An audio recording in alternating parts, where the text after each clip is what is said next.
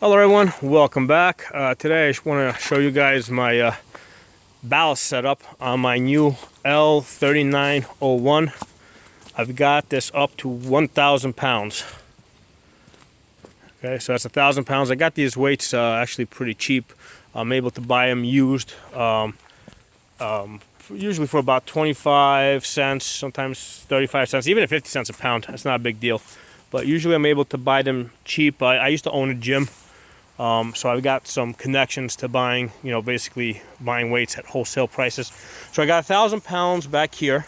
And if you notice, it's also on the quick hitch, which is good because it being on the quick hitch, basically brings it out another, 6 inches. So that also adds to the, basically by bringing it a little further out, gives me a little bit more ballast leverage. Okay, show you guys. See how I got the bushings set up in there. I've also used like these 5 pounds weights and these washers to make sure it stays off of the pins over there. Okay, so here's the thing. This is a new tractor, right? This one's only got about 25 hours on it. This is the L3901, okay, but this is my second tractor. I also have an L3800 which has 475 hours on it, and it's the same tractor. I just keep that at a different location. So that's basically just the older version. This is the newer version. So, but it's the same tractor. Okay, this one's just got like some updated emissions burning stuff on it.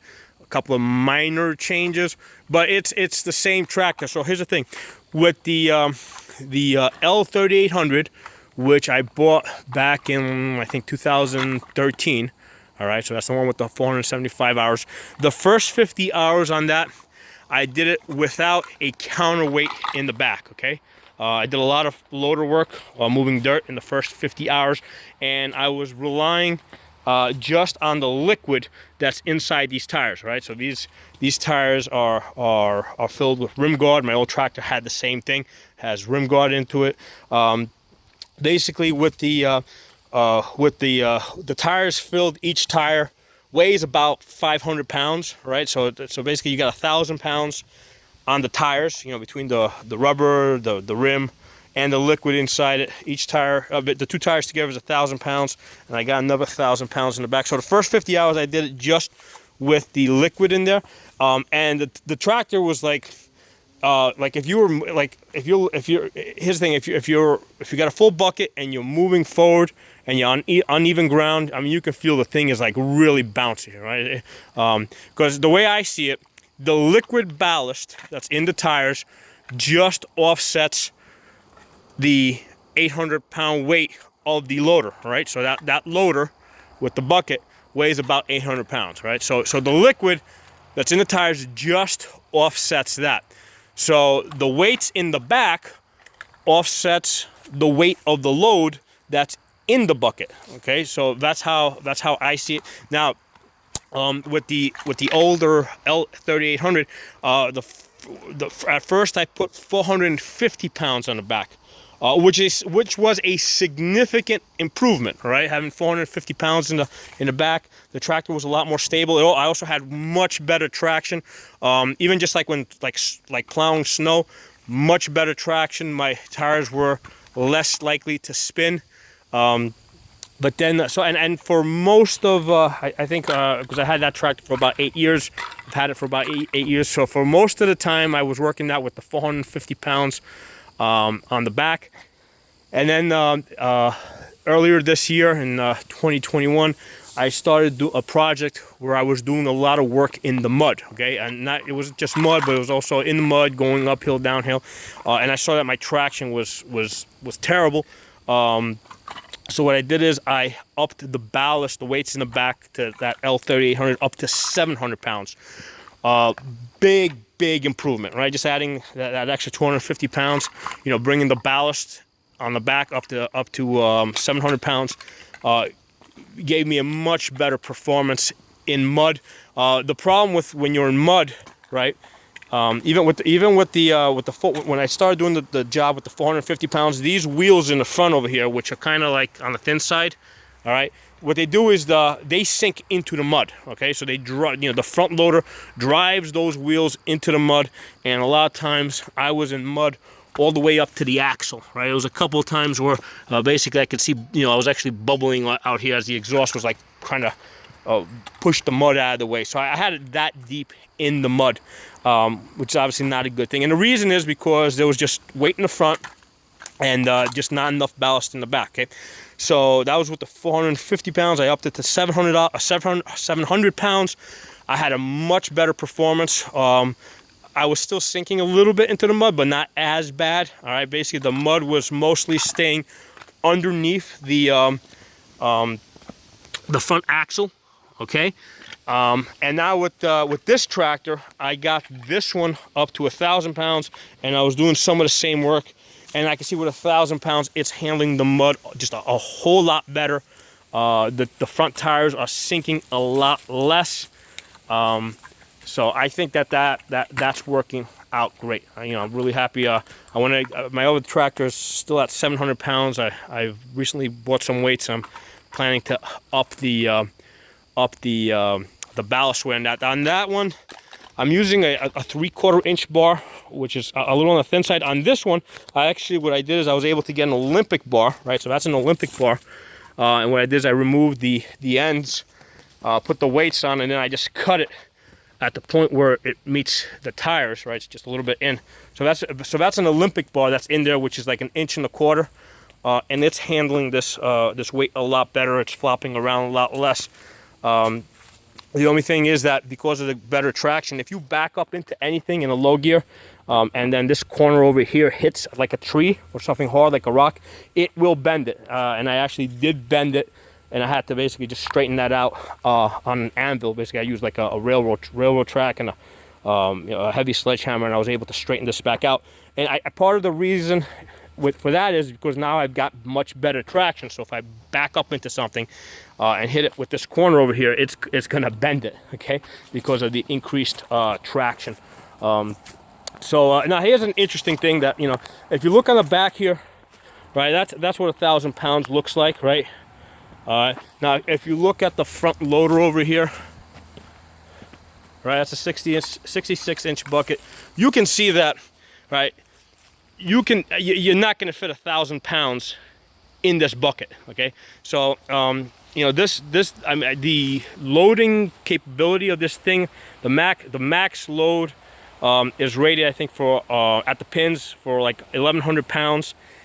Inside the bucket, I think it's 800 pounds or 850 or 900. I think someplace, let's say 900 pounds, right, inside the bucket. But even like when I look at 700 pounds of steel, 700 pounds of steel is not going to fit in this bucket when you look at the size of the weights in the back. Okay, all right. So that's basically like if you cut off this thing over here, right? So if you're looking at it from here to here, right? You know, I mean, it's a stretch to fit 700, 800 pounds of steel in that bucket, right? You pretty much would have to be putting like ball bearings in there. So when you fill this bucket up with dirt or rocks, I mean, I don't even think you're gonna get even 500 pounds in there. That's just my feeling. I never measured the dirt or the rocks that I put in these buckets, but I can see the weight, because that you can, you know, that's something that's easy to count, right? I can see what 1,000 pounds looks like, and it's easy to see that 1,000 pounds is not gonna fit in that bucket up there, all right? So that's it. So basically these buckets are properly sized. The only time that, you know, when I'm doing loader work where I wish I had more lifting capability is like if I'm like digging into like hard dirt, like this dirt right here, right? You see how that's like hard dirt? It's been sitting there for a long time. And if you go and you try to dig into that with the flat bucket and break into that, you know, after it's been dry for a while, that can be hard. But that's why I use the stump bucket. With the stump bucket, it's got a sharp point and it's able to dig into that. Here, let me go show you the guys a stump bucket. So that's the stump bucket. That's what I use to like dig into like hard dirt, like this dirt right over here that's been sitting there for many years. If I wanted to dig into that, I know there's rocks and roots into that. I would use the stump bucket. And then that loader is plenty capable with this bucket of digging into, you know, hard dirt like that. Now the interesting thing is that, because like if you go to lift something, your lifting capability is actually less because this thing is longer, right? So it's longer. So if you go to like lift up, you're gonna find that you can lift less. But if you go to push into something, break it up, and then pull and then lift it up, it's a lot more effective. So even though this bucket can lift less, it's a lot more effective for digging into hard dirt like that, because of that point. It just concentrates all the force on that point. So this is a great tool. This is kind of like the poor man's backhoe. I mean, even though I could get a backhoe if I wanted to, I mean, for what I do, it just not. It doesn't make that much sense, because if I'm going to be doing a lot of digging, right, I want to get an excavator. Okay, so here's the digging project that I did, where I had to get an excavator. It was a 35,000 pound excavator. It still took me like 3 days to dig all this out and create this tactical shooting trench here.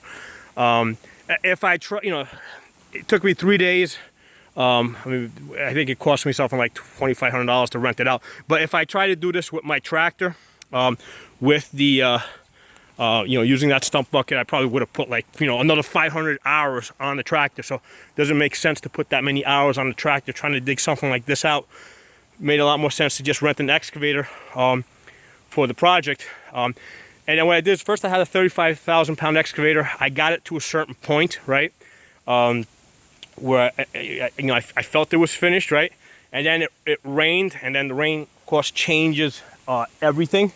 All right, so after it rained, then I had to get another excavator. I got a smaller one, like a 15,000 pound one, because what happened is I had a flooding issue in here. Basically, all this thing was filling with water. So with the smaller excavator, I created this swell over here for the water to kind of accumulate, right? So this is where my drainage is, right? So after I finished that job, that part, what happened is then it rained again, right? And every time it rains, it changes things. So, but at that point, I was able to get my tractor in here with the stump bucket, with the bucket, and I was able to finish this off and grade it and smooth it out and get it to a point that it was usable. So when it comes to work, right, with this tractor on this L3800, well, I did, like I said, most of this work here with the L3800, the L3901 just kind of did like a little bit at the end. That was like the last 25 hours that I put on it.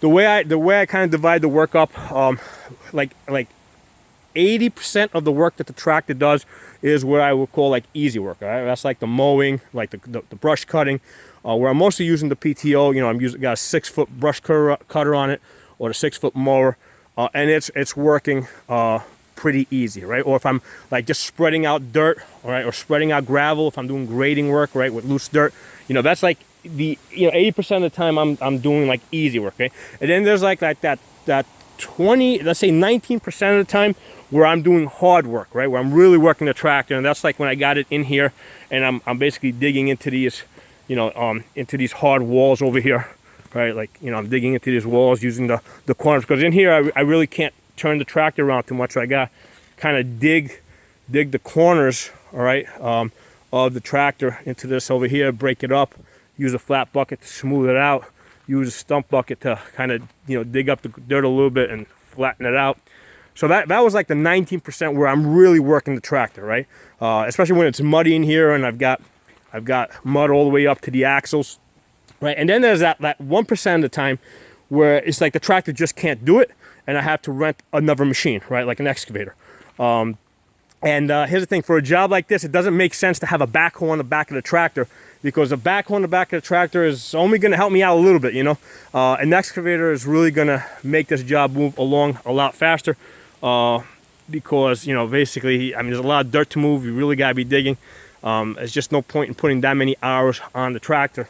So that's like 1% of the time of this tractor's life where it just like 1, maybe 2% of the time where it just couldn't do the job. Another example is like at one point, like I needed to unload like 2,000 pound pallets of salt off the back of like an F550 truck, and you know, with the forks, it can't lift 2,000 pounds.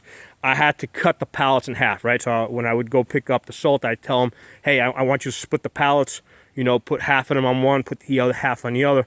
And you know, kind of using that method, I was able to get the pallets of salt off the truck.